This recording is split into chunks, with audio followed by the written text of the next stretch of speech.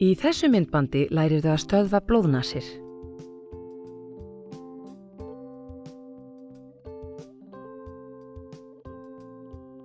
Láttu einstaklinginn setjast niður og halla höfðinu fram svo blóðið fari ekki ofan í maga.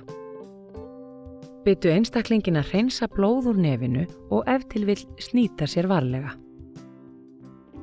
Biðdu einstaklinginn að klemma saman nasavængina með vísifingri og þumalputta í 10 mínútur án þess að sleppa. Viðkomandi getur andað í gegnum munnin á meðan á þessu stendur. Ef blæðingin hættir ekki eða er tilkomin vegna höggs eða falls, leitaðu ráða hjá lækni.